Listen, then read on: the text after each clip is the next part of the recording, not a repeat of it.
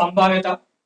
So ఈ రోజు మనం అభ్యాసం 13.2లో 13వ లెక్క ఏముందంటే, ఒకేసారి రెండు పాచికలను దొర్లించి వాటిపై సంఖ్యలను కూడినచో వచ్చు మొత్తాల సంభావ్యతలను తెలుపు పట్టికను పూరించండి. కింద మనకు ఒక పట్టిక ఇచ్చిండు.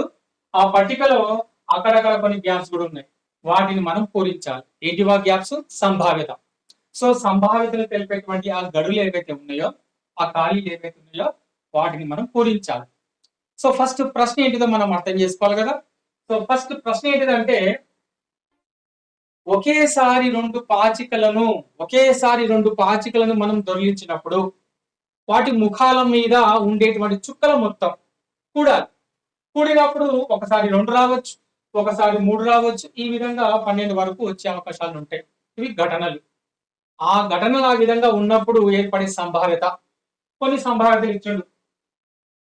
రెండు పాచికలు విసిరినప్పుడు వాటి ముఖాల మీద మొత్తం కూడితే, అంటే ఆ చుక్కలని కూడితే 2 ఉన్నది అనుకోండి, ఓకే, అప్పుడు వాటి సంభావ్యత ఎంత? 1/36. 8 ఉన్నప్పుడు ఘటన వాటి యొక్క సంభావ్యత 5/36.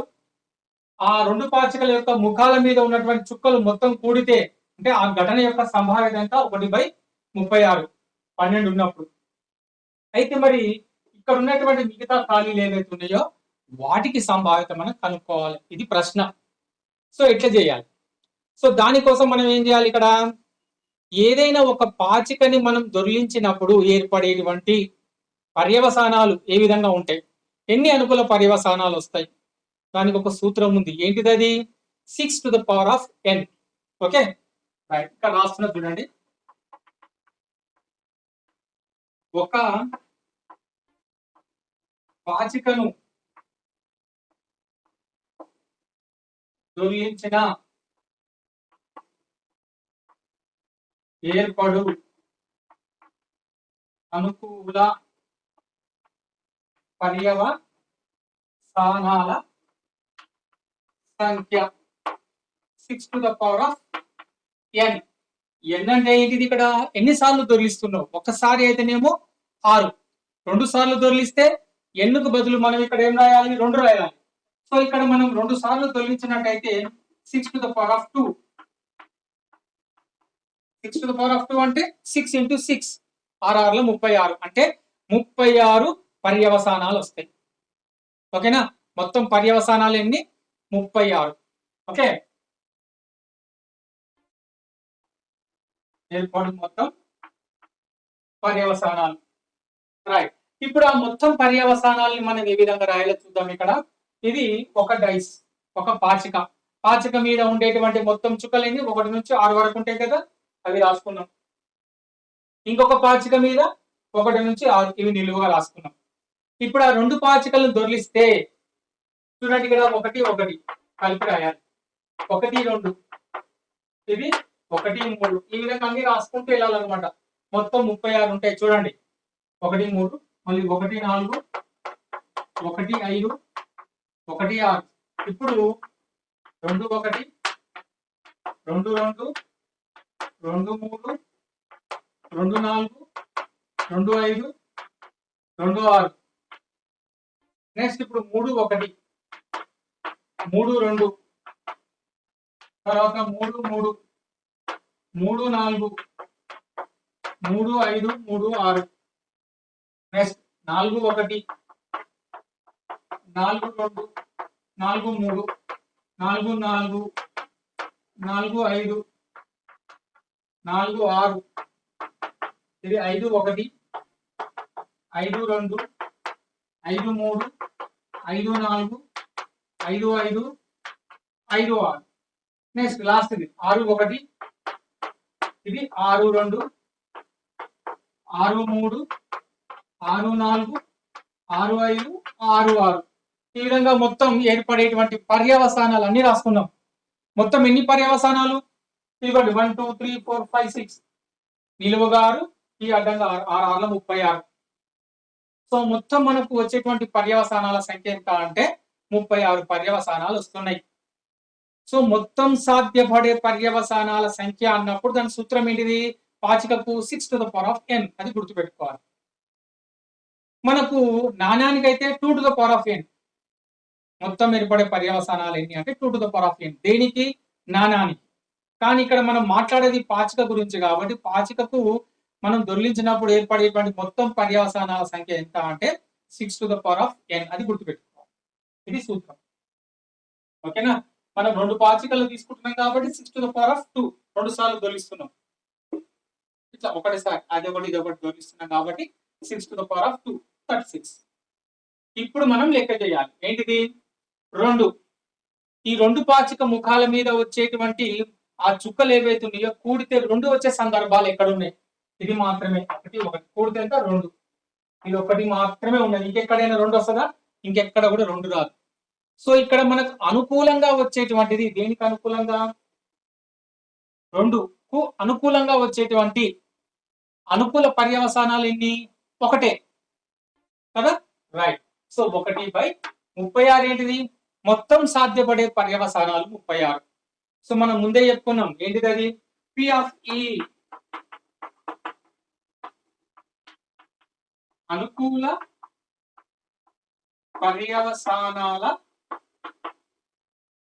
సంఖ్య బై మొత్తం సాధ్యపడే పర్యవసానాల సంఖ్య.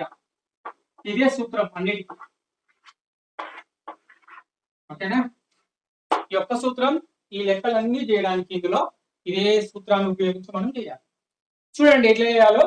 అనుకూల పర్యవసానాలు. అనుకూల పర్యవసానాలు అంటే ఏంటిది? ఈ ఘటన 2 రావడానికి అనుకూల పర్యవసానాలు ఎన్ని ఉన్నాయి? 1, ఈ పాచిక మీద 1, ఈ పాచిక మీద 1. ఆ రెండింటిని కూడితే 2. అట్లా ఎన్ని పడ్డాయి? ఇక్కడ ఒకటే పడ్డది. కాబట్టి 1 అనేటువంటిది అనుకూల పర్యవసానం బై మొత్తం పర్యవసానాలు ఎన్ని?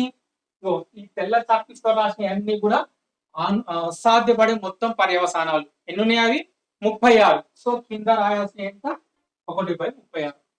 సో ఇది ఆల్రెడీ మనకు క్వశ్చన్ లోనే ఉంది. 1/36 వచ్చిందా? ఇది సంభావ్యత. ఇప్పుడు రెండోది చూద్దాం. 3 కింద. 3 అనేటువంటిది ఘటన. అంటే ఆ 2 పాచిక ముఖాల మీద ఆ చుక్కలని కూడితే మనకి ఎంత రావాలి? 3 రావాలి. ఇక్కడ ఎక్కడో చూద్దాం. 2,1 ఎంత? 3. 1,2 ఎంత? 3. ఇంకెక్కడైనా వస్తుందా? ఇంకెక్కడ రాదు. ఇవే జస్ట్ ఈ 2 మాత్రమే వస్తాయి. 2,1, 1,2 మొత్తం ఎన్ని ఉన్నాయి? 2. ఈ పర్యవసానాలు ఎన్ని ఉన్నాయి? 2 ఉన్నాయి అనుకూల పర్యవసానాలు. అంటే ఈ రెండింటిని కూడితే 3 వస్తుంది. ఈ రెండింటిని కూడితే 3 వస్తుంది. ఆ 3 వచ్చేటువంటి ఘటనకు అనుకూల పర్యవసానాలు ఎన్ని ఉన్నాయి అంటే 2 ఉన్నాయి. సో ఇక్కడ మనం ఏం రాస్తాం? 2 బై మొత్తం సాధ్యపడే పర్యవసానాలు. ఇవన్నిటికీ సేమ్. మొత్తం పర్యవసానాలు ఎన్ని ఉన్నాయి? 36. 2/36. సో ఇక్కడ మనం 2/36 రాయొచ్చు, లేదా కొట్టేసి కూడా డైరెక్ట్ రాయొచ్చు. కొట్టేసుకున్నాం చూడండి. 2 1 2 1/18. అయిపోయింది. నెక్స్ట్ ఇప్పుడు ఈ లెక్క 4. మళ్ళీ సేమ్ ఆ 2 పాచికల్ని విసిరితే ఆ పాచికల ముఖాల మీద ఉండేటువంటి చుక్కల మొత్తాన్ని కలిపితే ఎంత రావాలి? మనకు 4 రావాలి.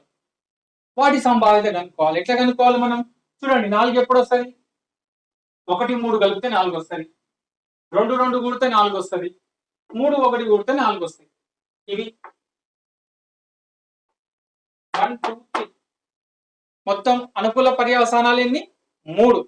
సో ఇక్కడ రాస్తున్నాం 3 బై మొత్తం సాధ్యపడే పర్యవసానాలు. చూడండి ఇక్కడ సూత్రం ఇదే కదా. సో ఎంత? 36. 3/36. సేమ్ ఇది ఇక్కడ రాయొచ్చు. కొట్టేయడానికి వీలుంటే కొట్టేయాలి. 3 1 3 3 1 3 2 1/12 వచ్చేసిందా? అయిపోయింది. నెక్స్ట్ ఇది 5. సేమ్ మళ్ళీ ఇంత ముందు లాగానే 5 ఎప్పుడు వస్తుంది చూద్దాం. 1 4 2 3 3 2 4 1. వీటిని కూడితే మనకు మళ్ళీ 5 వస్తుంది. సో ఇవన్నీ ఉన్నాయి మొత్తం 1 2 3 4. అనుకూల పర్యవసానాలు ఎన్ని? 4. సో 4 బై మొత్తం ఎన్ని? 36. 4 1 4 9 1/9. అది రాసేస్తున్నాం. వచ్చేసిందా? రైట్. ఇప్పుడు నెక్స్ట్ 6. మళ్ళీ పాచికలు విసరాలి, వాటిపైన ముఖాల మీద ఉన్నటువంటి చుక్కలు మొత్తం కూడాలి. కూడితే 6 వచ్చే ఘటనలు ఎన్ని? వాటికి అనుకూల పర్యవసానాలు ఎట్లా లెక్కిస్తాం చూద్దాం. 1కి 5 6, 2కి 4 కుడితే 6, 3కి 3 కుడితే 6, 4కి 2 కుడితే 6, 5 కోటి కుడితే 6. ఇది అన్నిటికీ రాద్దాం. ఇది 1 2 3 4 5, మొత్తం ఎన్ని వచ్చినాయి? 5. సాధ్యపడే మొత్తం పర్యవసానాలు ఎన్ని? 36. ఇది కొట్టేయడానికి వీలవుతుందా? కాదు. సో అది అట్లే రాద్దాం. 5/36.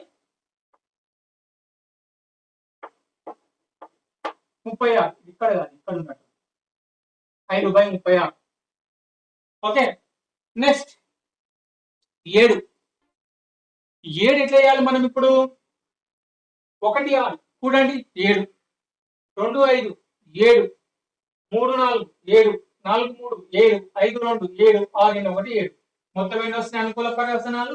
1 2 3 4 5 6. 6/36. కొట్టేస్తే మళ్ళీ కొట్టేయాలి. 6 1 6 6 1/6. రైట్. ఇప్పుడు 8. 8 ఎట్లా వస్తుంది చూడండి. 6 2 8, 5 3 8, 4 4 8, 3 5 8, 2 6 8. ఇవి ఇంకెక్కడ ఉండవు 8. సో కూడదాం. సరే, ఎన్ని ఉన్నాయో? 1 అనుకూల పర్యవసానం, ఇది ఇంకొక అనుకూల పర్యవసానం 2, ఇది ఇంకొక అనుకూల పర్యవసానం 3, ఇది 4, ఇది 5. అంటే 5/36. ఇది కొట్టుడు పోదు కాబట్టి 5/36. ఓకే, నెక్స్ట్ 9 ఎప్పుడు వస్తుంది చూద్దాం. 6 3 9, 5 4 9, 4 5 9, 3 6 9. మొత్తం అనుకూల పర్యవసానాలు ఎన్నో చూద్దాం. 1 2 3 4. అంటే 4/36. 4 1 4 9. 1/9 అయిపోయిందా? నెక్స్ట్ 10 ఎప్పుడు వస్తుంది? 6 4 10, 5 5 10, 4 6 10. ఇవి మూడే ఉన్నాయి అనుకూల పర్యవసానాలు. 1 2 3. అంటే 3/36. 3 1 3 1 3 1 1/12. నెక్స్ట్ 11 ఎప్పుడు వస్తుంది? 6 5 11, 5 6 11. ఎన్ని ఉన్నాయి అనుకూల పర్యవసానాలు? 2. సో ఇక్కడ కొట్టేద్దాం. 1 1 2. సో 2/36. అంటే 2 1 2 18. 1/18. ఇక్కడ 1/36 ఉంది, కానీ చేసి చూద్దాం. 12 ఎప్పుడు వస్తుంది? 6 6. ఇంకెప్పుడైనా 12 వస్తుందా? ఇంక ఏది పుట్టినా 12 రాదు. ఇది ఒక్కటే కాబట్టి 1/36. సో మొత్తం కూడా మనం క్యాలిక్యులేట్ చేయడం జరిగింది. ఇక్కడ ఉన్నటువంటి ఖాళీలన్నీ కూడా మనం పూరించడం కూడా జరిగింది. అయిపోయిందా? నెక్స్ట్ 1వ ప్రశ్న అయిపోయినాక ఇందులో 2వ ప్రశ్న కూడా ఉంది. చూడండి, ఇక్కడ ఏముందంటే, ఒక విద్యార్థి ఈ ప్రయోగంలో 2 3 4 5 6 7 8 9 10 11 12 అనే 11 పర్యవసానములు ఉన్నవి కావున ఒక్కొక్క పర్యవసానం యొక్క సంభావ్యత 1/11 అన్నాడు. ఈ సమాధానంతో నీవు ఏకీభవిస్తావా? వివరించుము. సో ఇక్కడ ఈ ప్రయోగంలో ఒక విద్యార్థి ఏమన్నాడంట అంటే, 2 నుంచి 12 వరకు కొన్ని ఘటనలు ఉన్నాయి. రైట్.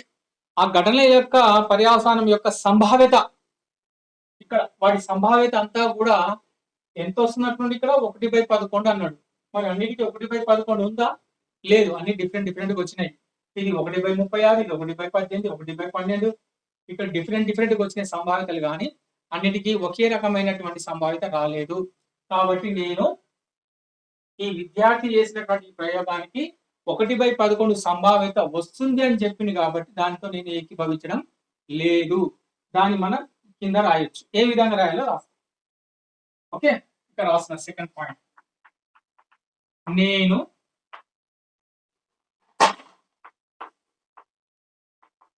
ఏకీభవించను. ఎందుకు ఏకీభవించవో రాయాలి. వివరించుము అన్నాడు కదా. ఎందుకు? వాటి యొక్క సంభావ్యతలన్నీ కూడా ఒకే రకంగా లేవు కాబట్టి. 2 నుండి 12 వరకు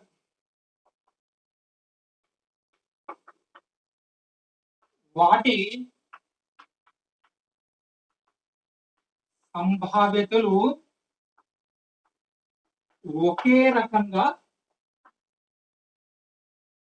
లేవు. అన్ని యొక్క సంభావ్యతలు ఒకే రకంగా లేవు కాబట్టి కానీ ఆ విద్యార్థి ఏమన్నాడు 1/11 అన్నిటికీ ఒకటే ఆన్సర్ అన్నాడు. కాబట్టి అది తప్పు కాబట్టి దాంతో నేను ఏకీభవించడం లేదు. ఆ సమాధానం ఇక్కడ రాస్తాను. ఓకేనా? రైట్. ఇప్పుడు నెక్స్ట్ 14వ లెక్క చూద్దాం. 14వ లెక్క, దీక్షిత ₹1 నాణెమును 3 సార్లు ఎగురవేసి బొమ్మ బొరుసులు ఎన్నిసార్లు పడతాయో పరిశీలించాలనుకుంది. ఒకవేళ 3 బొమ్మలు లేక 3 బొరుసులు పడితే దీక్షిత గెలుస్తుంది. అయితే ఆమె ఓడిపోవడానికి గల సంభావ్యతను లెక్కించండి అన్నాడు. సో ప్రశ్న ఏం అడిగిండో ఒకసారి అర్థం చేసుకుందాం. చూడండి, దీక్షిత ₹1 నాణ్యం తీసుకుందంట. తీసుకొని 3 సార్లు ఎగిరేసింది. ఓకే, పక్కన రాసుకుంది, నోట్బుక్ లో రాసుకుంది. ఓకే, అయితే బొమ్మ పరుసులు ఎన్నిసార్లు పడ్డాయో రాసుకోవాలనుకుంది. ఆ విధంగా పరిశీలించాలనుకున్న సందర్భంలో 3 బొమ్మలు ఒకటేసారి పడ్డాయి అనుకోండి, హ్యాట్రిక్ లాగా బొమ్మ బొమ్మ బొమ్మ పడ్డది అనుకోండి, ఆమె గెలిచినట్టు. బొమ్మ పడకుండా బొరుసులే పడాయి అనుకోండి, వరుసగా బొరుసు బొరుసు బొరుసు, అప్పుడు కూడా ఆమె గెలిచినట్టే లెక్క. అట్లా కాకుండా డిఫరెంట్ గా పడితే ఓకేనా, అప్పుడు ఆమె ఓడిపోయినట్టు. ఓకేనా, ఇది లెక్క. అయితే మనం కనుక్కోవాల్సింది ఏంటిదంటే దీక్షిత ఓడిపోవడానికి గల సంభావ్యత మనం కనుక్కోవాలి. సో ఆమె ఓడిపోవడానికి గల సంభావ్యత కనుక్కోవాలంటే మొత్తం పర్యవసానాలు ఎన్నో మనకు తెలియాలి. సో మొత్తం సాధ్యపడే పర్యవసానాలు మనకు ఎట్లా తెలుస్తాయి? సో ఒక నాణాన్ని ఎన్నిసార్లు ఎగిరేస్తున్నాం ఇక్కడ? 3 సార్లు. సో ఒక నాణాన్ని 3 సార్లు ఎగరవేసినప్పుడు సాధ్యపడే మొత్తం పర్యవసానాలు కనుక్కోవడానికి సూత్రం ఏంటిదో ఇప్పుడు రాస్తా నేను. చూడండి,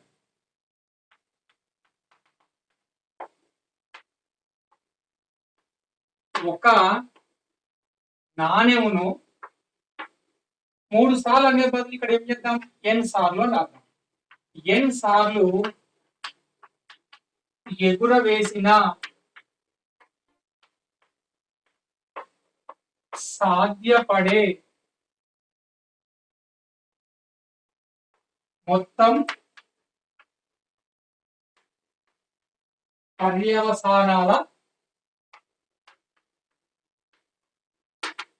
సంఖ్య 2n. పాచికకైతే 6n. ఇక్కడ మనం నాణ్యం గురించి మాట్లాడుకుంటున్నాం కాబట్టి 2n. రైట్. సో ఇక్కడ ఎన్నంటే ఏంటిది? ఎన్నిసార్లు ఎగిరేసినాం? 3 సార్లు ఎగిరేసినాం కాబట్టి ఎన్నుకు బదులు మనం ఎంత పెట్టాలి? 3 పెట్టాలి. అంటే 2 3 సార్లు ఎగిరేసినాం కాబట్టి 2 అంటే ఎంత? 8. సో మొత్తం సాధ్యపడే పర్యవసానాలు ఎన్ని అంటే 8. చూద్దాం ఇప్పుడు అవి ఏ విధంగా ఉన్నాయో చూద్దాం. ఒకసారి ఆమె 3 సార్లు వేసింది, 3 సార్లు టీలే పడ్డాయి. ఓకేనా, టేల్ టేల్ టేల్, బొరుసు బొరుసు బొరుసు పడ్డది. ఇంకోసారి వేసింది హెచ్ హెచ్ హెచ్, అంటే ఈ 2 సందర్భాలలో ఆమె గెలిచినట్టు లెక్క. మరి ఎప్పుడు ఓడిపోయినట్టు? మనం కనుక్కోవాల్సిందే ఓడిపోవడానికి గల సంభావ్యత కదా. మరి ఏ సందర్భాల్లో ఓడిపోయింది అవి మనం తెలుసుకోవాలంటే మొత్తం పర్యవసానాలు రాయాలని చెప్పినాయి కదా. మొత్తం పర్యవసానాలు ఎన్ని? 8. అందులో మనకి ఎన్ని వచ్చినాయి? 2 వచ్చినాయి. ఇంకా 6 రావాలి కదా. 6 ఎట్లా రాయాలంటే చూడండి, ఇక్కడ లాస్ట్ లో ఉన్నటువంటి టీ దగ్గర మనం ఏం చేద్దాం? హెచ్ పెడదాం అంతే. టీ ఇక్కడ హెచ్ పెడదాం. నెక్స్ట్ అటెంప్ట్ లో మళ్ళీ ఆమె 3 సార్లు ఎగిరేసినప్పుడు ఎట్లా పడడానికి అవకాశం ఉంది? ఇక్కడ ఉన్న హెచ్ ని ఇక్కడ పెట్టండి మధ్యలో, టీ ఇక్కడ హెచ్ పెట్టి ఈ టీ మళ్ళీ ఇక్కడ రాద్దాం. నెక్స్ట్ టైం హెచ్ ఇక్కడ పెడదాం, హెచ్ టీ. మొత్తం ఎన్ని వచ్చినాయి పర్యవసానాలు? ఇక్కడ 4. సేమ్ ఇదే విధంగా ఇక్కడ కూడా రాద్దాం. ఇప్పుడు ఇక్కడ మనం ఏం చేద్దాం? లాస్ట్ లో టీ పెడదాం. ఓకేనా, ఇక్కడ ఎట్లయితే మనం హెచ్ పెట్టుకుంటూ రాసుకుంటూ పోయినామో ఇక్కడ ఏం చేయాలి? టీ పెట్టుకుంటూ పోవాలి. హెచ్ హెచ్ ఇక్కడ టీ. ఇప్పుడు నెక్స్ట్ స్టెప్ ఏం చేయాలి? టీని ఇక్కడ రాయాలి, హెచ్ టీ హెచ్. మళ్ళీ ఇప్పుడు ఏం చేయాలి? ఇక్కడ టీని ఇక్కడ రాయాలి. Okay, T H H. చూడండి ఇప్పుడు మొత్తం పర్యవసానాలు ఎన్నో మనకు తెలిసిపోయినాయి. చూడండి 1 2 3 4 5 6 7 8 మొత్తం సాధ్యపడే పర్యవసానాలు 8 వచ్చేసినాయి కదా. రైట్. ఇప్పుడు గెలవడానికి అనుకూల పర్యవసానాలు ఎన్ని?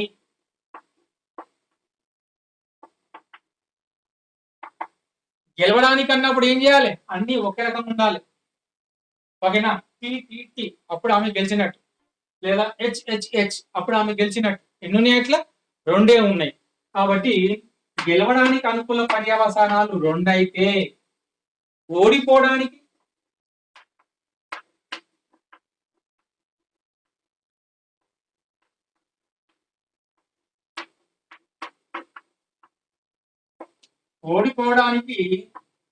అనుకూల పర్యవసానాల సంఖ్య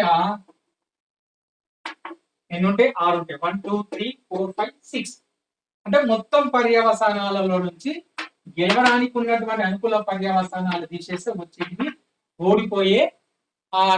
ఓడిపోవడానికి అనుకూలంగా ఉన్నటువంటి పర్యవసానాల సంఖ్య. సో ఇప్పుడు మనం చేయాల్సింది కూడా ఓడిపోవడానికి గల సంభావ్యతని మనం రాయాలి. సో సంభావ్యత సూత్రం ఏంటిది రాద్దాం ఇక్కడ. P of E, probability of event. So ఇక్కడ అనుకూల పర్యవసానాల సంఖ్య. వీటికి అనుకూల పర్యవసానాల సంఖ్య ఓడిపోవడానికి అనుకూల పర్యవసానాలు రాయాలి. గుర్తుపెట్టుకోండి.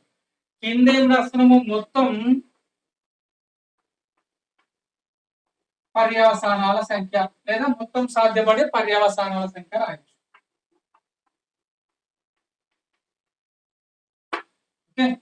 ఇప్పుడు చూడండి అనుకూల పర్యవసానాలు ఎన్ని? 6 ఓడిపోవడానికి. ఇదే కదా ఓడిపోవడానికి. 1 2 3 4 5 6. సో ఓడిపోవడానికి అనుకూల పర్యవసానాలు ఎన్ని ఉన్నాయంటే 6. మొత్తం పర్యవసానాలు ఎన్ని అంటే చూసుకోండి, మొత్తం ఎన్ని ఉన్నాయో 8. సో 6/8 అనేటువంటిది దీక్షిత ఓడిపోవడానికి అనుకూలమైనటువంటి పర్యవసానాల సంఖ్య. సో 6/8 రాయొచ్చు, కొట్టేసి కూడా రాయొచ్చు. ఎట్లా? 2 3 6 2 4 8 అంటే 3/4.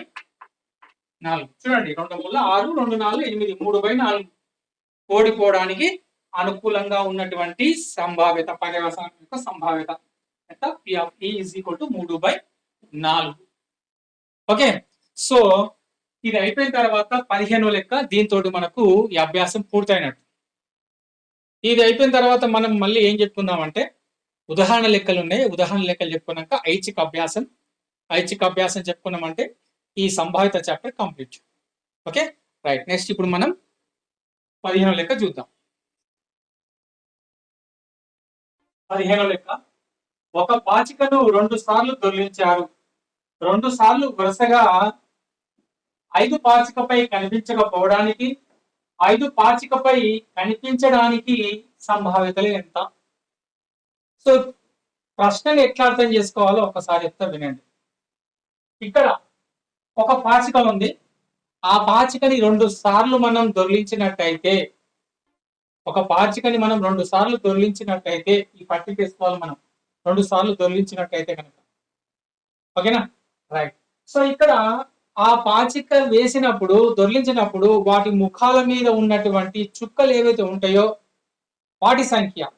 ఓకే 5 అనేటువంటిది కనీసం ఒకసారైనా కనబడాలి. ఆ పాచిక మీదనైనా లేదా ఈ పాచిక మీదనైనా 5 కనీసంగా ఒకసారైనా కనిపించేటువంటి సంభావ్యత, అసలు కనిపించకపోవడానికి గల సంభావ్యత. ఓకే ఆ రెండింటిని మనం కనుక్కోవాలి. చూద్దాం ఇక్కడ. ఇప్పుడు ఒక పాచిక మీద 6 చుక్కలు ఉంటాయి. 1 2 3 అని 6 వరకు ఉంటాయి చుక్కలు. అవి ఇక్కడ రాసుకున్నాం 1 నుంచి 6. ఇంకో పాచిక మీద కూడా సేమ్ అవి ఇట్లా రాసుకున్నాం. రైట్. ఇప్పుడు మనం ఏం చేద్దాం? ఇది 1 1. ఈ 2 పాచికలు దొర్లించినప్పుడు దాని మీద ఒక చుక్క, దీని మీద ఒక చుక్క, 1 1 ఉన్నది. కూడుమని చెప్పట్లేదు ఇక్కడ. ప్రశ్నలో కూడుమని చెప్పలేదు. ఇంత ముందు లెక్కలో కూడుమన్నాడు. కానీ ఇప్పుడు ఏమంటున్నాడు? కనీసం దీని మీదనైనా లేదా దీని మీదనైనా 5 కనిపించడానికి కనిపించకపోవడానికి గల సంభావ్యత అన్నాడు. ఇది మరి ఇందులో 5 ఉందా? లేదు. రైట్. ఇప్పుడు ఇక్కడ ఏమొస్తుంది మనకు? 1 2. మరి ఇక్కడ 5 ఉందా? లేదు. ఇక్కడ 1 3, 1 4, 1 5. ఇక్కడ ఉంది 5. అట్లా 5 కనిపించడానికి గల సంభావ్యత కనీసం ఒకటైనా, అసలు కనిపించకపోవడానికి గల సంభావ్యత ఎంత మనం కనుక్కోవాలి. ఇక్కడ 1, 6. సో మొత్తం పర్యవసానాలు ఎన్నో మనం రాయాలి ఫస్ట్. సో మొత్తం సాధ్యపడే పర్యవసానాలు రాయడానికి ఒక సూత్రం ఉంది. ఇది రాసిన తర్వాత చెప్తాం. ఓకే.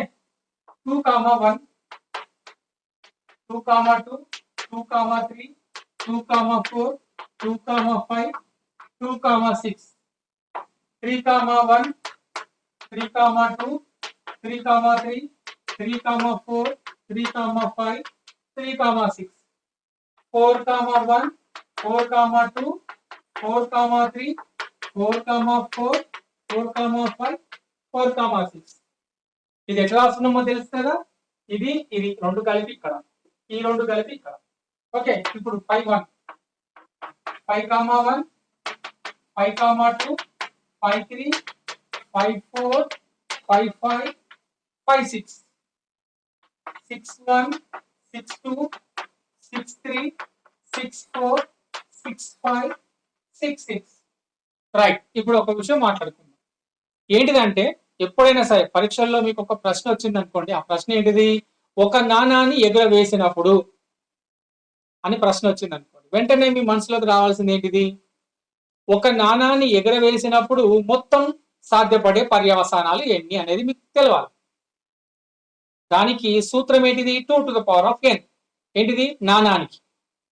ఒక నాణాన్ని ఎగురవేసినప్పుడు మొత్తం పర్యవసానాలు ఎన్ని అంటే 2 to the power of n. మరి ఎన్ అంటే ఏంటిది? ఎన్నిసార్లు ఎగిరేస్తావో ఆ సంఖ్య అన్నమాట ఎన్ అంటే. 2 సార్లు ఎగిరేస్తే 2 to the power of 2, 3 సార్లు ఎగిరేస్తే 2 to the power of 3. ఈ విధంగా అన్నమాట. సో ఈ సూత్రం దేనికి అంటే మొత్తం పర్యవసానాలు ఎన్నో తెలుసుకోవడానికి ఉపయోగించే సూత్రం. దేనికి? నాణానికి. మరి పాచికకి ఎన్ని మొత్తం 6 ఉంటాయి కదా. So 6 to the power of n. So ఒక పాచికని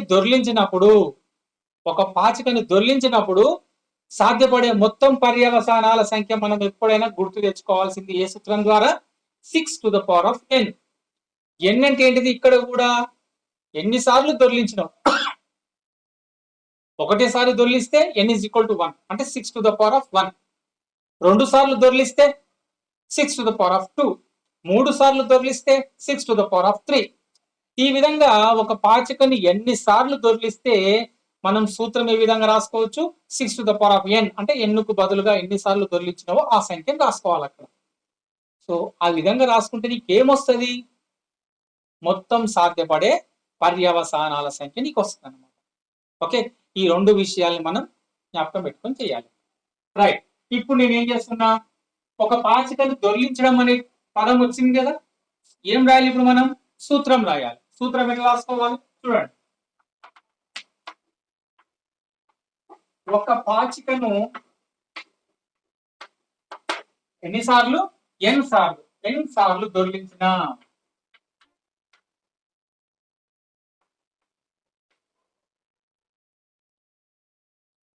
మొత్తం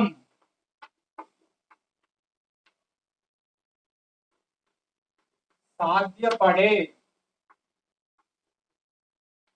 పర్యవసానాల సంఖ్య 6 to the power of n. ఇప్పుడు ప్రశ్నను చూడాలి. ఎన్నిసార్లు దొర్లించుండో చూడాలి. ఒకసారి, 2 సార్ల, 3 సార్ల, ఎన్నిసార్లు దొర్లించుండో చూడాలి. ఎన్నిసార్లు? ఇక్కడ 2 సార్లు. మరి ఏం రాయాలి? 6 to the power of 2. Right.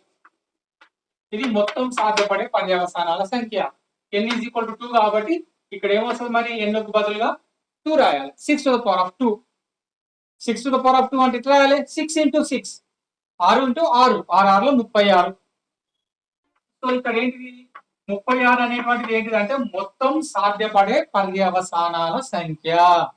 ఇక్కడ మొత్తం 36 ఉండేది చూడండి. నేను వైట్ కాపీస్ రాసినా కదా, అవే మొత్తం సాధ్యపడే పర్యవసానాలు. ఇది 1 2 3 4 5 6. ఇక మొత్తం చూసుకున్నట్టయితే ఇది 6 6 6లో 36 మొత్తం పర్యవసానాల సంఖ్య. ఇప్పుడు ప్రశ్నలో వాడు ఏం అడిగిండో చూసి లెక్క చేయాలి. ఎట్లా?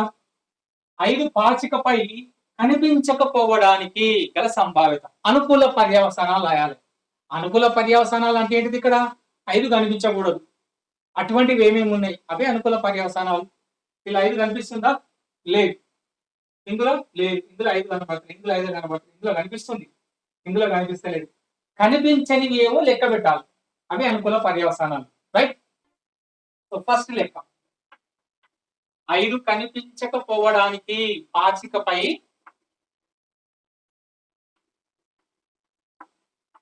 ఐదు కనిపించకపోవడానికి గల సంభావ్యత P of E రాద్దాం. సో ఇక్కడ అనుకూల పర్యవసానాల సంఖ్య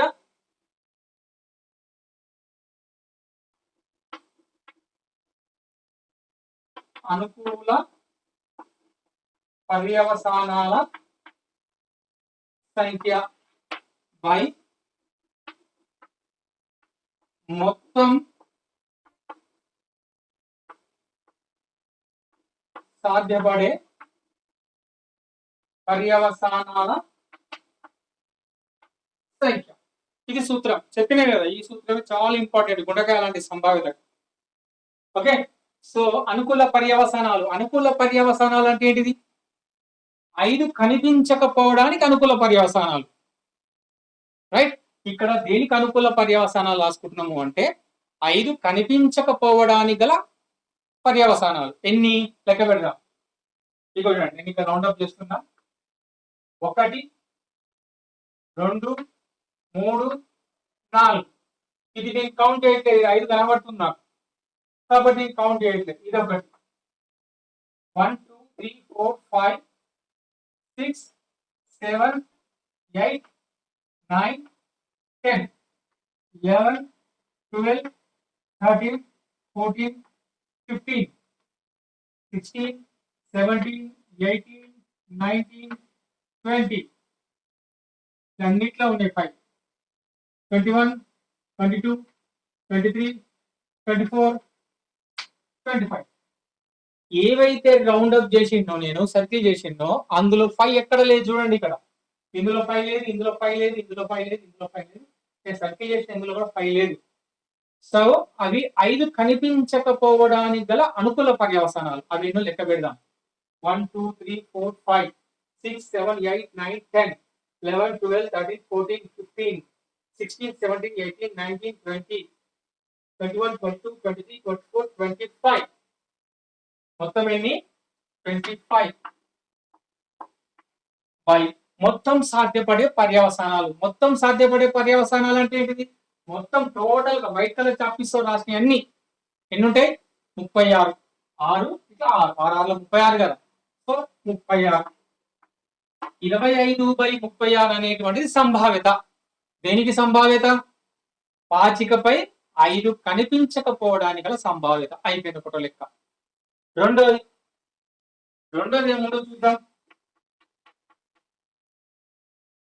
ఇక్కడ 5 పాచికపై కనిపించడానికి గల సంభావ్యత. కనిపించడానికి అన్నప్పుడు ఏం చేయాలి మనం? చూడండి, జస్ట్ ఈ కనిపించకపోవడానికి ఏదైతే వచ్చిందో దానిని 1లో నుంచి తీసేస్తే అయిపోయి పూరక గణన గుర్తుంది కదా. 1లో నుంచి తీసేస్తే సరిపోతుంది. 1 - 25/36. లేదు మామూలుగా చేయొచ్చు. ఎట్లా చేయొచ్చు చూడండి. ఇవి 5 కనిపిస్తుంది కదా, ఇది దీన్ని వైట్ కలర్ చాపిస్తూనే రౌండప్ చేస్తున్నాం. 1 2 3 4 5 6 7 8 9 10 11 వచ్చిందా? సో ఇక్కడ 5 కనిపించడానికి గల సంభావ్యత. సో దీనికి మనం ఏం చేస్తాము? అనుకూల పర్యవసానాల సంఖ్య బై మొత్తం పర్యవసానాల సంఖ్య అంటే సాధ్యపడే పర్యవసానాల సంఖ్య. ఇక్కడ అనుకూల పర్యవసానాలు దేనికి అనుకూల పర్యవసానాలు? 5 కనిపించడానికి. ఎన్ని? ఇప్పుడు లెక్క పెట్టాం కదా, ఎన్ని ఉన్నాయి అవి? 1 2 3 4 5 6 7 8 9 10 11. మొత్తం ఎన్ని? 11. మొత్తం పర్యవసానాలు ఎన్ని అనుకున్నాం? 36. వచ్చిందా? ఇది లెక్క. సో ఈ విధంగా మనం ఏం చేయాలంటే, ఏదైనా ఒక పాచిక అన్నప్పుడు ఏం చేయాలి? మొత్తం సాధ్యపడే పర్యవసానాలు రాసుకోవాలి 6n. నాణ్యము అన్నప్పుడు ఏం చేయాలి? దాన్ని ఎన్నిసార్లు మనం నాణాన్ని ఎగరవేసినాము అన్నప్పుడు 2n అనేటువంటిది ఆ ఒక సూత్రం గుర్తుపెట్టుకోవాలి. ఈ 2 సూత్రాలు గుర్తుపెట్టుకున్నట్టయితే మొత్తం సాధ్యపడే పర్యవసానాల సంఖ్య మనకు వస్తుంది. ఆ తర్వాత ప్రశ్నలో అడిగిన దాన్ని బట్టి అనుకూల పర్యవసానాలు ఎన్ని, సో సంభావ్యత ఆటోమేటిక్ గా వచ్చేస్తుంది అన్నమాట. ఇంతే. ఓకే.